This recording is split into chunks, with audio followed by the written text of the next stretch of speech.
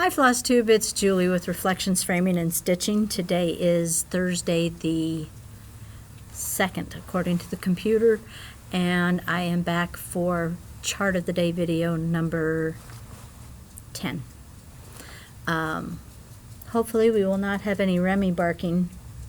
I just gave the dogs both a bone, so I'm hoping that will keep them pleasantly occupied until I'm done with this video. I just finished reading back the comments from the video I posted this morning that I should have posted yesterday and forgot to actually hit publish. Note to self, always hit publish. I enjoyed reading them, the comments again. One of these days I'm going to get time to go back and comment. I promise I'm going to comment because there's a lot of things I want to comment on. I just haven't had time. Which sounds weird when, you know, we're supposedly shut down for, well, not supposedly, most people are shut down for the virus, but I am busy every day, which thank you again. Thank you so much. Can't tell you how much I appreciate it.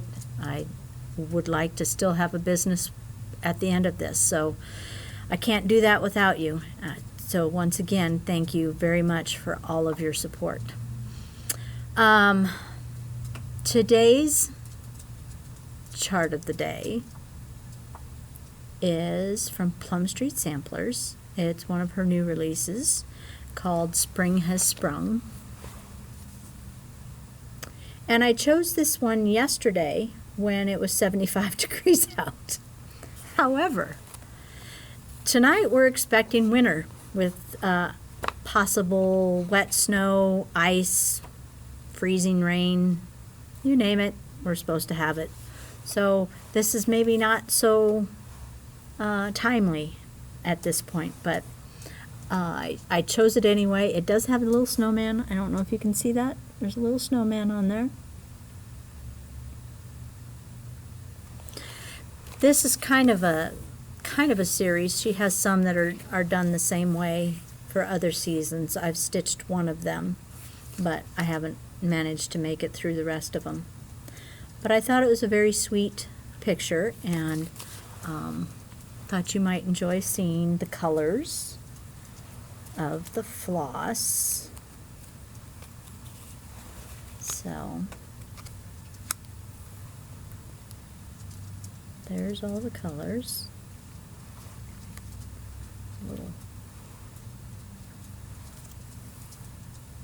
So there's quite a few colors for that little chart, but I think they're very pretty. And the called for fabric is, I think, 35 parchment. I have very little parchment in the shop, especially 35 count, because the stitchers just don't seem to like it. But it's a nice color. And the colors of the floss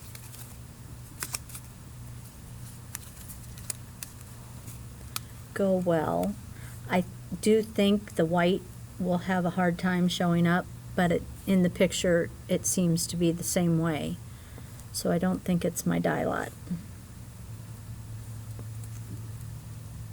Trying to get that blue to pop out there. There you go. That blue is not that bright. It's actually quite pale. But again, it's showing up. Lighting is not very good today because of the clouds and all.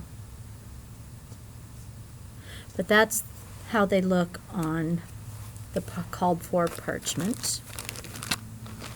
Of course, digging through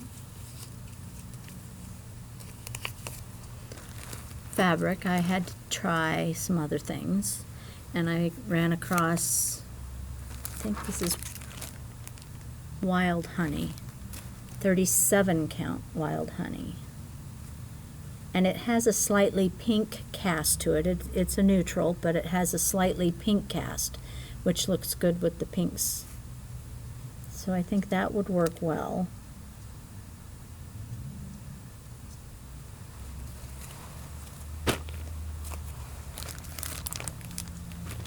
also thought that a pale green or pale aqua would be pretty. This little fella here, which is Seafoam from Weeks Dye Works, might have a little issue on this next fabric. So as an alternate, you could use Really Tealy from Classic Colorworks. This is Lucky Penny. It's an R&R linen, and it's aqua. It is not going to show up quite right on here, but you'll see how this just kind of looks like the same color, because it kind of is the same color. But this would show up fine. And realistically speaking, this color is only used in, as far as I can tell, in 2 places. There's a little tiny bird right here, and then in the center of the quilt block. So I think the tealy color would be fine. And I just thought this color looked more springy. Don't you think? Yeah. The other color was, I thought would probably work, would be Sea Fog, also an R&R. Again, might have a problem if you're only using 1 strand, which on 36 most people do, except for Dan, who uses 2. This is more green than aqua, but it's a bluer green, not a yellow green. And I think it would look really pretty on this color also. So those are my options for today. I hope you enjoyed it. Today's question of the day is, and you only get 2 choices. Don't give me any of this, I prefer this or that. 2 choices. Are you a summer or a winter person? I am summer all the way. I do not like the cold. I do not like the snow. I do not like wearing coats and hats and mittens and boots, and I find it easier to get cool than I can get warm.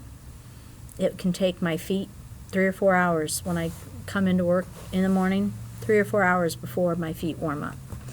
So I would much rather be hot, because I can cool down quicker. Plus I love the humidity. I have eczema, my skin is dry all the time, and so I love the heat and humidity of the summer. My sister, on the other hand, Melanie, is a winter person. She prefers the cold. She doesn't like to be hot. I don't know how she managed to become my sister, but she did. And as much as I tried to kill her when she was little, which I seriously did try and kill her, should tell you that story. I don't know if I've ever told you that story. Anyway, she's definitely a winter lover over summer. So I'm asking you, winter or summer? None of this spring or fall crap. Winter or summer, which is your preference? So I will tell you that little story about Melanie and I. In case you didn't know, Melanie is about 5.5 years younger than I am. She was, as I mentioned the other day, an oops baby. I had 5.5 years of being the spoiled, rotten youngest child in the family. And I wasn't particularly thrilled to have Melanie show up on the scene. So, I think I cried when she was born, because I knew what was coming. Anyway, as we grew up and got older, kind of resented having her around a little bit because, I was 5.5 years older. So, like, for instance, when I was 10.5, almost 11, she was still 5. But I still had to take her everywhere I went. I still had to play with her all the time. And quite frankly, she was a pain in the butt. So around that time, when I was, I'm going to say 11, 12 years old, she would have been coming up on 6. My dad was on disability, and my mom started working the night shift. And so it was Dad's responsibility to put the kids to bed. And Jeff and Robin at that time were both, Jeff's 2 years older than me, Robin's 4 years older than me, so they were in high school, and he didn't have anything to do with their bedtimes. They went to bed when they wanted to. But Melanie, being as she was only 5 or 6, still needed a bedtime. Now at 12, I probably shouldn't have needed a bedtime, but Melanie refused to go to bed by herself. So at 12 years old, I was going to bed at 7:30 at night because Miss Melanie couldn't, she was too afraid to go to bed by herself. So we'd get in there, I'd be completely wide awake, and she'd be a giggly 6-year-old. And we'd be making noise, and pretty soon Dad would come down the hallway, and he'd have this little black notebook in his hands, and he would write down in the notebook, 8 o'clock, Melanie and Julie still laughing. And he'd yell at us, tell us to go to sleep, and stomp back down the hallway to his television shows. Well, 8:30 would come, and Melanie and Julie were still laughing and giggling. So he'd come stomping back down, and he'd write down in his book again, 8:30, Melanie and Julie still laughing. And he'd yell at us and tell us to go to sleep. And he'd do this about 3 times. And the third time he had to come down the hallway, he'd tell us that our bedtime was now a half an hour earlier. And you would think that that would shut Melanie up, but no, no, it did not. She continued to laugh and giggle and talk and make noise until we were at one point in bed right after supper time because she wouldn't be quiet. So I tried to smother her one night when she was making too much noise.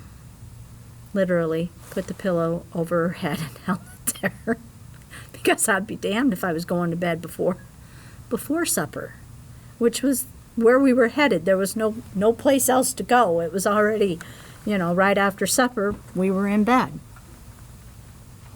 So, yeah, that's my little story about. I didn't actually kill her. I tried. I got caught because Dad heard the muffled screaming, so I got in trouble, and we continued to go to bed at 7:30 at night, sometimes earlier.